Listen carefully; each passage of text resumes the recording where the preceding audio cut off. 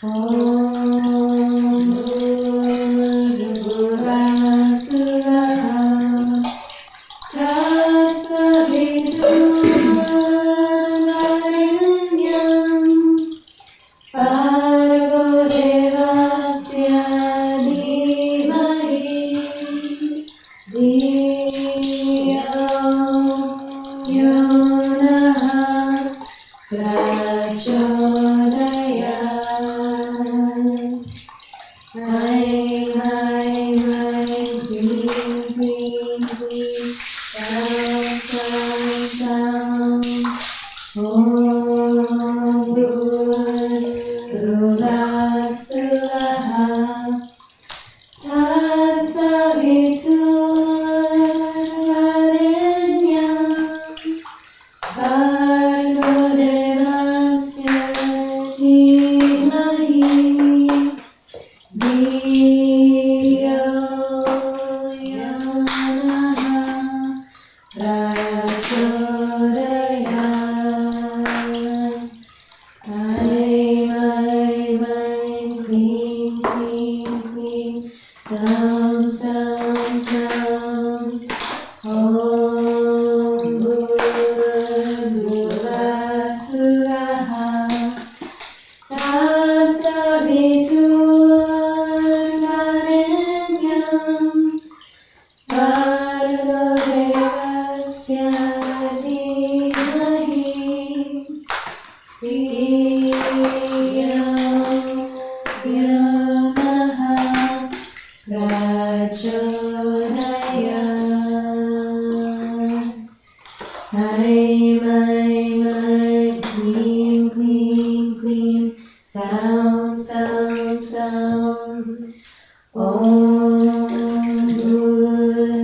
Bhurvasuraha Tatsaviturvarenyam Bhargo Devasya Dhimahi Dhiyo Yo Naha Prachodayat.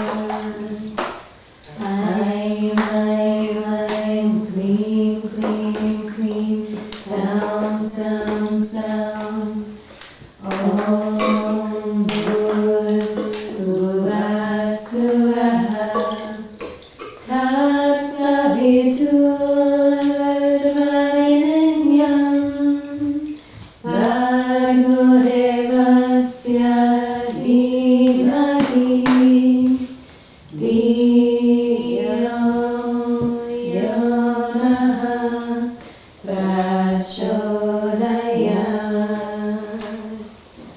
Aim, aim, aim, clean, clean, clean, sound, sound, sound. Om Bhuvasvaha Tatsaviturvarenyam Bhargo Devasya Dhimahi Dhiyo Yonaha Prachodayat. Aim, aim, aim, clean, clean, clean, sound, sound, sound. Om Bhuvasvaha Tatsaviturvarenyam Bhargo Devasya Dhimahi Dhiyo Yonaha Prachodayat. Aim, aim, aim, clean, clean, clean, sound, sound, sound.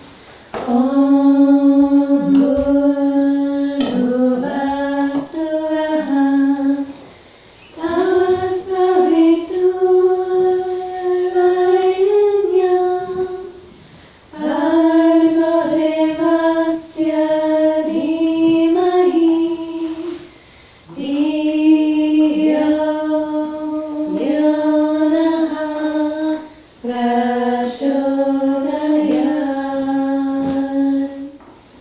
Aim, aim, aim, clean, clean, clean, sound, sound, sound.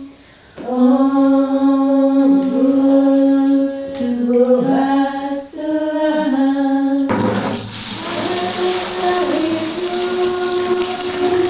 Tatsaviturvarenyam Bhargo Devasya Dhimahi Dhiyo Yonaha Prachodayat.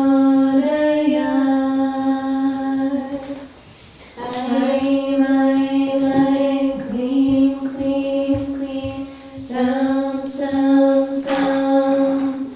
Om Bhuvasvaha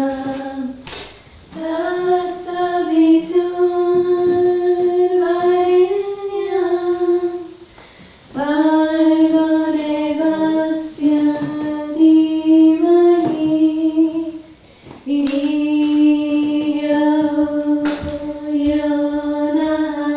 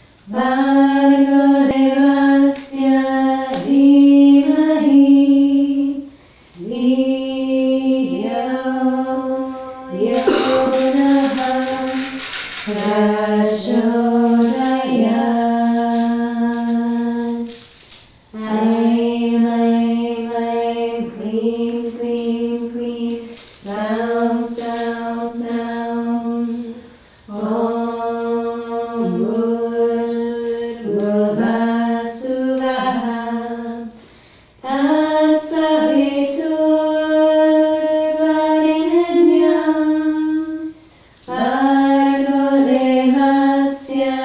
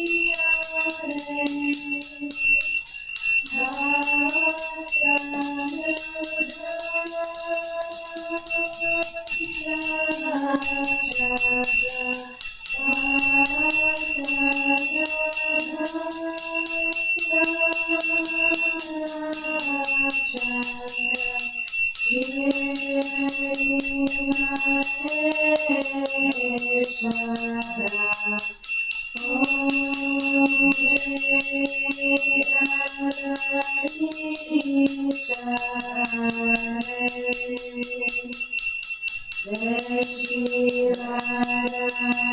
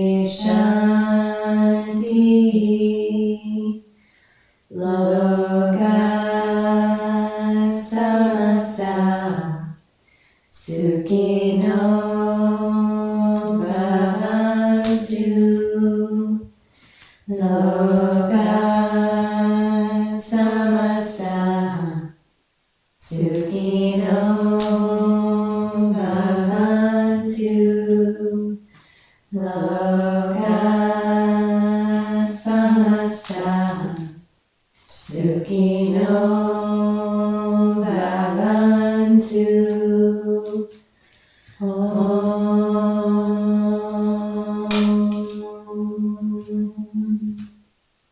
Shanti, Shanti, Shanti. Akalandakoti Brahmadanayaka Rajariraja Yogi Raja Parabrahma Sri Satcharitra Samata Sadguru Bhagavan Shirdi Sai Maharaj Ki Jai. Akalandakoti Brahmadanayaka Rajariraja Yogi Raja Parabrahma Sri Satchidananda Samata Sadguru Bhagavan Yesu Maharaj Ki Jai.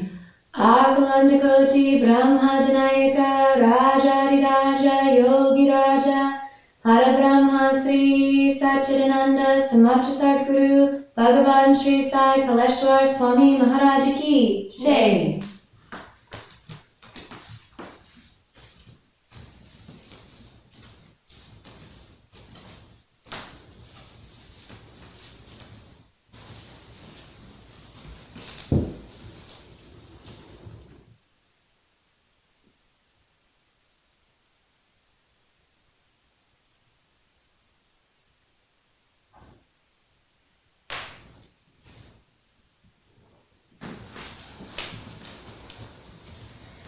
Paramam Pavitram Bhava Vibhutim Paramam Vichitram Nila Vibhutim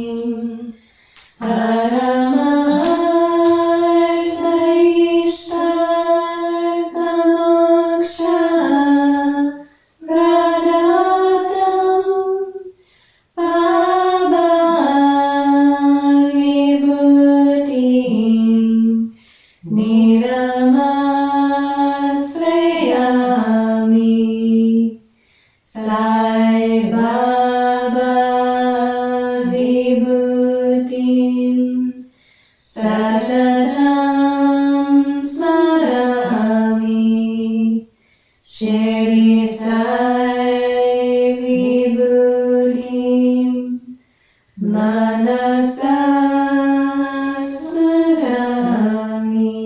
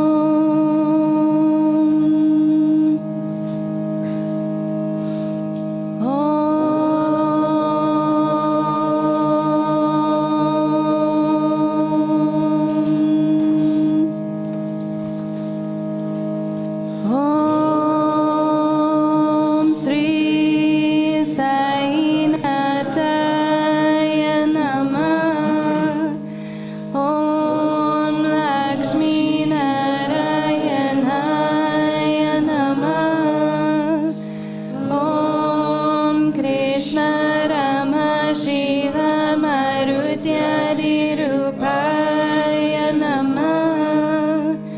Om Sesha Saine Namah. Om Godavari Tata Shirdi Vasine Namah. Om Bhaktarudayai Namah.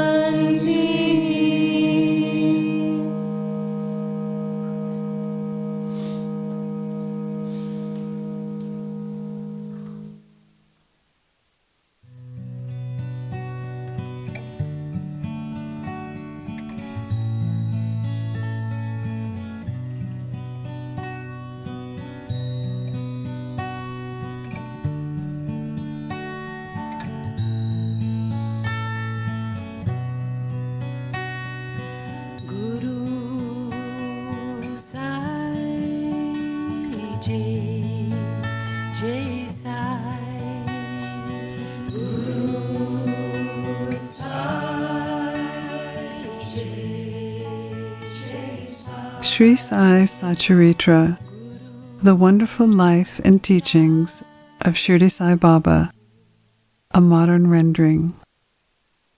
Chapter 33. Pranam to the Saints. Let us bow now before the great saints. Their merciful glances will destroy mountains of karmas and do away with all the negative defects of our character. Even their casual talk is a teaching and confers imperishable happiness on us. Their minds do not know differences, such as, this is ours and that is yours. Such differentiation never arises in their minds. We can never repay our debt to them in this life or in many future lives. The spiritual implications of Udi. It is well known that Baba took dakshina from all. Out of the amount collected, he spent a lot on charity and purchased wood with the balance. He used the wood for his dhuni, the sacred fire which he kept ever burning. The ash from this fire was called Udi, and it was freely distributed to the devotees upon leaving Shirdi. What was Baba's teaching with this Udi? Baba taught by his Udi that all the visible phenomena in the universe are as transient as ash.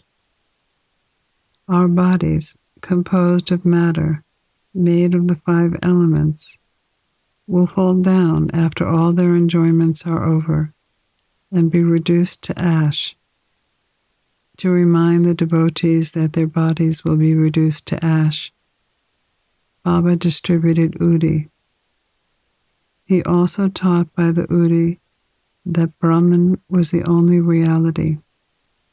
The universe was ephemeral, and that no one in this world, not son, father, or wife, is really ours.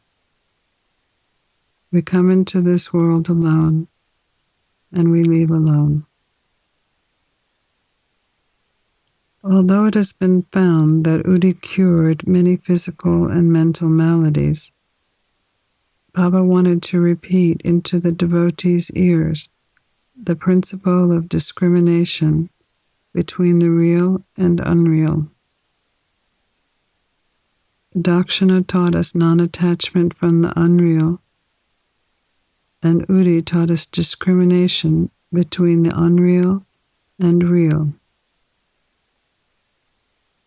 Unless we have these 2 principles, it is not possible for us to cross over the sea of mundane existence. So Baba asked for and took dakshina, and as devotees left, he gave Udi as prasad, spreading some on their foreheads and placing his boon-conferring hand on their heads. When Baba was in a cheerful mood, he used to sing merrily. One such song was about Udi. The message of this song was, O playful Rama, come, come, and bring with you sacks of Udi. Baba used to sing in very clear and sweet tones. So much for the spiritual effect of Udi. It also has its material significance. It bestows health, prosperity, freedom from anxiety, and many other worldly gains. So the Udi helps us to gain both goals, material and spiritual.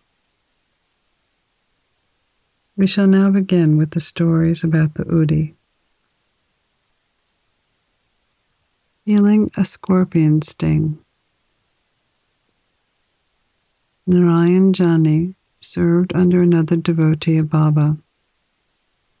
Once he went to see Baba with his mother.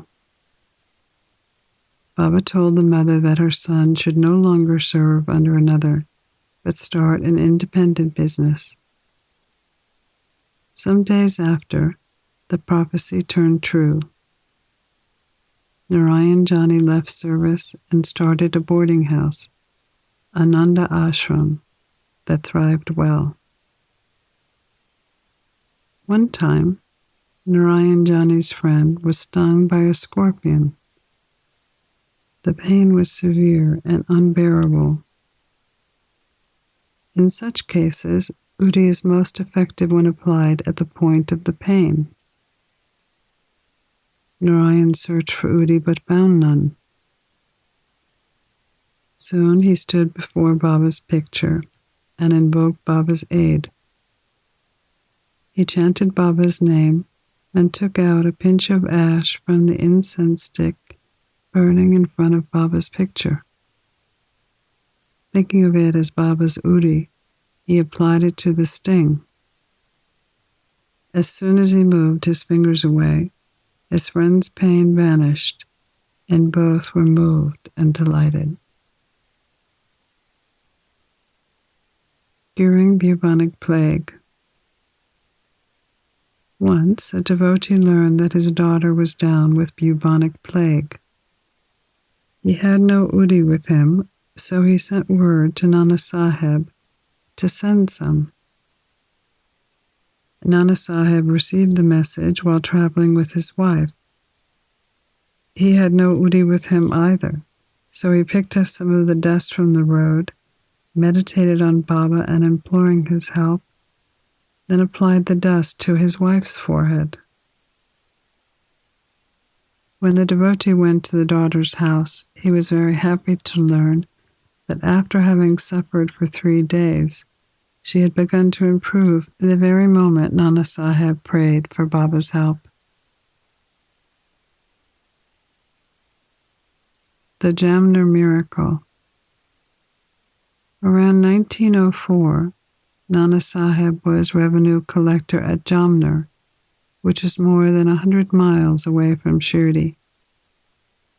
His daughter Minatai was pregnant and about to deliver. Her case was very serious, and she had suffered labor pains for a few days. Nana Sahib tried all remedies, but they proved in vain. Then he remembered Baba and invoked his aid. At the same time in Shirdi, Bapugir Buva wanted to travel to his native home. Baba called him and told him to stop at Jamner on his way, take rest, and give Udi and the Aarathi to Nana Sahib. He told Baba he only had 2 rupees, which was barely enough for the railway fare to Jalagan. He didn't have enough to go the 30 miles further to Jamner. Baba assured him that he need not worry. Everything would be provided for. Baba asked Shama to write down the Aarathi and give a copy of it with Udi to Bapugir Buva to deliver to Nana Sahib. Relying on Baba's words, Bapugir Buva left Shirdi and reached Jalagan at about 2:45 a.m. He only had 2 annas left and was in a difficult position. To his great relief, he heard someone calling out, "Who is Bapugir Buva of Shirdi?" He went and told him it was he. The attendant, professing to be sent by Nana Sahib, led him to an excellent tanga with 2 good horses. They both rode in the fast tanga, and in the early morning came to a small brook.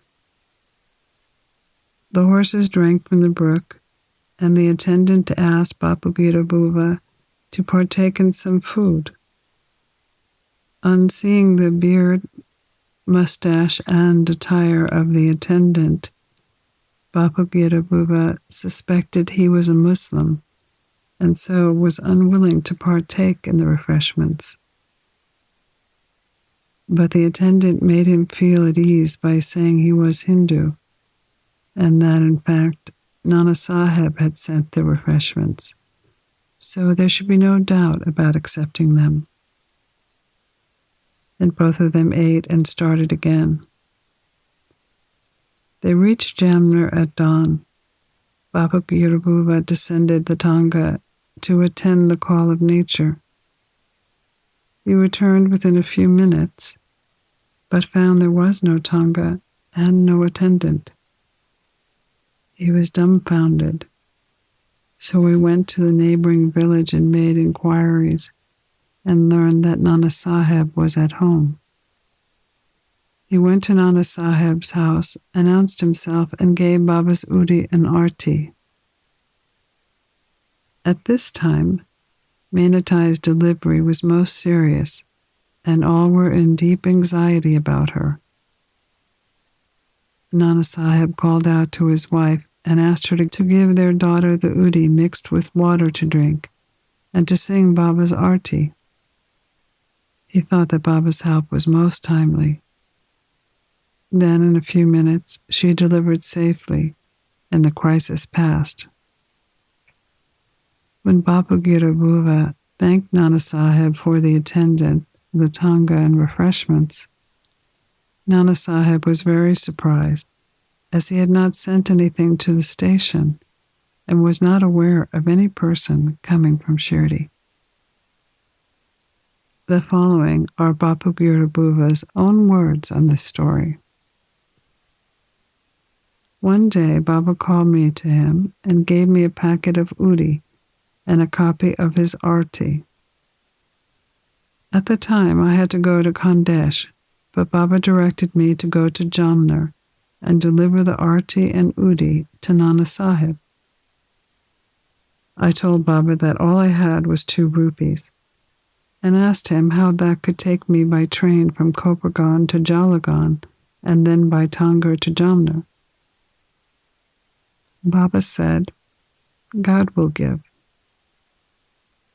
That was Friday, and I started at once. I reached Jalagan at 2:45 a.m. At that time, plague regulations were enforced, and I had much trouble about getting to Jamner.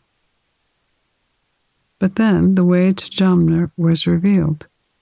About 3 a.m., an attendant in boots, turban, and well equipped with other details of good dress, came and took me to a Tanga and drove me on. On the way, I took refreshments. We reached Jamner early in the morning, and after I attended the call of nature, the Tanga and its driver had disappeared. Vision of Baba. The Bhakta Narayana Rao had the good fortune to see Baba twice while Baba was alive. 3 years after Baba passed away, he wanted to go to Shirdi but was unable to. Within a year at Baba's Mahasamadhi, he had fallen sick and continued to suffer much. All ordinary remedies gave him no relief, so he meditated on Baba day and night. One night, he had a vision of Baba in his dream. Baba came to him through a cellar and comforted him, saying, "Don't be anxious. You will be improving starting from tomorrow, and within a week you will be on your legs." Narayana Rao became perfectly well within the time Baba mentioned. Now the point for consideration is this. Was Baba living because he had a body? And was he dead because he left it? No, Baba is ever alive, for he transcends both life and death. He who loves Baba wholeheartedly gets response from him at any time and at any place. He is always by our side and will take any form and appear before the devoted Bhakta and satisfy him. Looking at Baba's picture is the same as seeing him. In 1917, Appasaheb Kulkarni's chance came. He was transferred to Thana and began to worship Baba's picture. In real earnest, he did the worship. He offered flowers, sandal paste, and naivedya to Baba's picture daily, longing intensely to see him. In this connection, it can be said that looking at Baba's picture is truly equivalent to seeing him in person. The following story illustrates this statement. A saint from Mumbai named Balabhuva Sutar, who was called the modern Tukaram on account of his piety, devotion, and bhajans, came to Shirdi for the first time in 1917. When he bowed before Baba, Baba said, "I have known this man for 4 years." Balabhuva wondered how that could be, as it was his first trip to Shirdi. But thinking about it intently, he recalled that he had prostrated before Baba's portrait in Mumbai 4 years earlier. He was convinced about the significance of Baba's words and said to himself, "How omniscient and all-pervading are the saints, and how kind they are to their devotees. I merely bowed to his photo, which was noticed by Baba, and in due time he made me realize that seeing his photo is equivalent to seeing him in person." To return to Appasaheb's story, while he was in Thana, Appasaheb had to go on tour to Bhiwandi and was not expected to return for a week. On the 3rd day of his absence, a fakir turned up to his house at noon. His features exactly resembled those of Baba's photo. Mrs. Kulkarni and the children all asked him whether he was Sai Baba of Shirdi. He said no, that he was an obedient servant of Baba and came there at his order to inquire after the health of the family. Then he asked for dakshina. The lady gave him 1 rupee. He gave her a small packet of udi and asked her to keep this in the shrine along with the photo for worship. Then he left the house and went away. Now hear the wonderful Leela of Sai. Appasaheb could not proceed with his tour as his horse fell sick. He returned home that afternoon and learned from his wife about the fakir's visit. His mind was disturbed that he didn't receive darshan of the fakir, and he didn't like that only 1 rupee was paid as dakshina. He said that had he been present, he would have offered not less than 10 rupees. He immediately started in search of the fakir in the masjid and other places, and did not take any food. His search was in vain, so he returned home and ate. The reader may remember here Baba's statement in chapter 32 that a search for God should not be made on an empty stomach. Appasaheb got a lesson about this here. After eating, he went out for a walk with a friend, Mr. Chittare. After going some distance, they saw a man approaching them rapidly. Appasaheb thought he must be the fakir that had come to his house at noon, as his features were the same as those of Baba in the photo. The fakir immediately put out his hand and asked for dakshina. Appasaheb gave him a rupee. The fakir demanded again, then again, and so Appasaheb gave him 2 more. Still he was not satisfied. Then he borrowed 3 rupees from Mr. Chittare and gave them to the fakir. He still wanted more. Then Appasaheb asked him to accompany him to his home.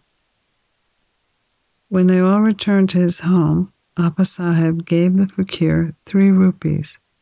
In all, he had given 9. The fakir still looked unsatisfied and demanded more. Appasaheb told him that he had 10 rupees to give. The fakir asked for these 10 rupees and then returned the 9 rupees and went away. These 9 had been blessed by Baba's touch. The figure 9 is significant. It may be noted here that Baba gave 9 rupees to Lakshmi Bai at his last moment.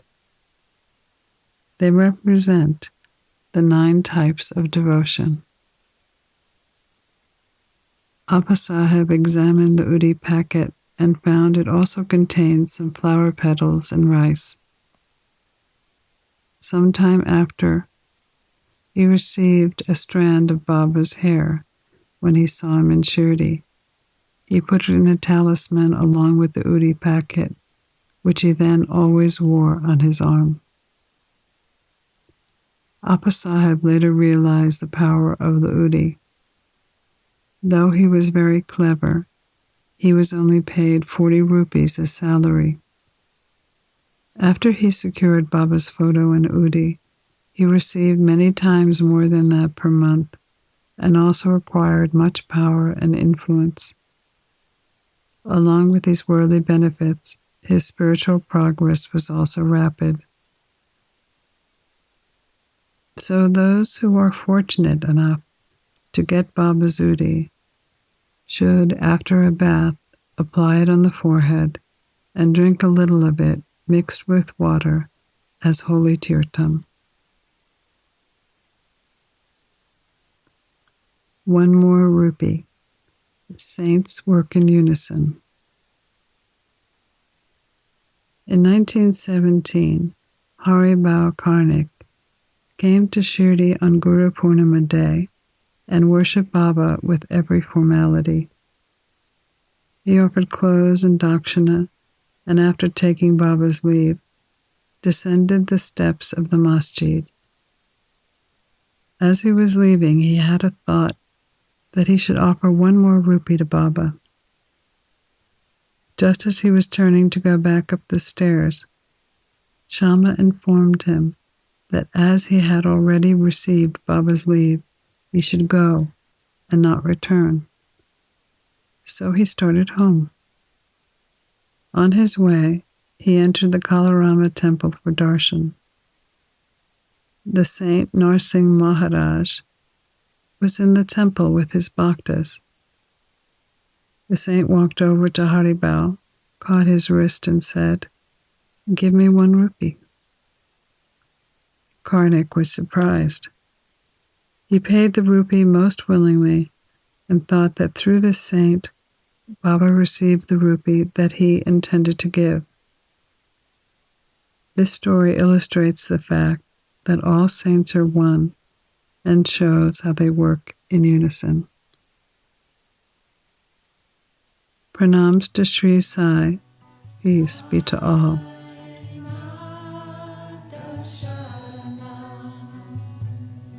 You've been listening to a modern rendering of Hamad Pant's The Sri Sai Satcharitra, The Wonderful Life and Teachings of Shirdi Sai Baba, edited and narrated by Monica Penacanda.